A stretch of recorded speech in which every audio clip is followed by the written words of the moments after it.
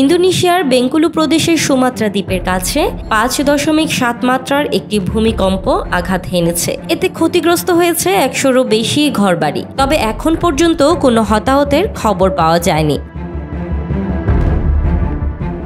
বৃহস্পতিবার গভীর রাতে কম্পন অনুভূত হয়। যুক্তরাষ্ট্রের একটি জরিপ সংস্থার দেয়া তথ্য মতে ভূমিকম্পটির কেন্দ্র ছিল বেঙ্কুলু শহর থেকে 202 কিলোমিটার দক্ষিণ পশ্চিমে সমুদ্রের নিচে।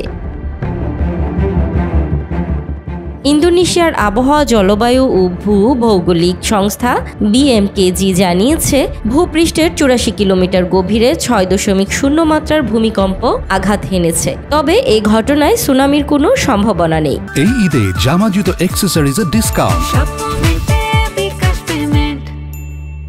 এখন অবধি কোনো বড় ধরনের ক্ষয়ক্ষতির খবর পাওয়া যায়নি। তবে ভূমিকম্পটি রাতের বেলায় হওয়ায় অনেক মানুষ আতঙ্কিত হয়ে পড়েন। জাতীয় দুর্যোগ মোকাবেলা সংস্থার মুখপাত্র আব্দুল মুহারি জানান, ভূমিকম্পে প্রাদেশিক রাজধানী বেঙ্কুলু শহরে 140টির বেশি বাড়িঘর এবং কমপক্ষে 6টি সরকারি স্থাপনা ক্ষতিগ্রস্ত হয়েছে। পুরোপুরি ভেঙে পড়েছে 8টি বাড়ি। ভূমিকম্পের কারণে কিছু এলাকায় বিদ্যুৎ ও যোগাযোগ ব্যবস্থায় বিঘ্ন ঘটেছে।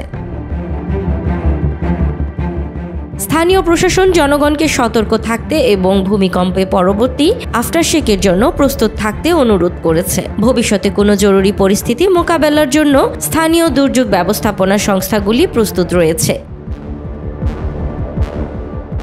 বেঙ্কুলু প্রদেশটি ভূমিকম্প প্রবণ এলাকা হিসেবে পরিচিত, কারণ এটি ইন্দো অস্ট্রেলিয়ান ও ইউরেশিয়ান টেকটনিক প্লেটের সংযোগস্থলে অবস্থিত।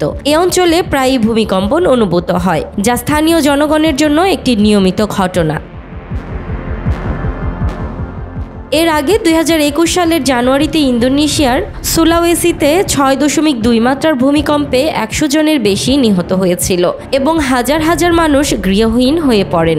2018 সালের সুলাওয়েসির পালুতে 7.5 মাত্রার ভূমিকম্প ও পরবর্তী সুনামিতে 2200 জনের বেশি মানুষ মারা যায়।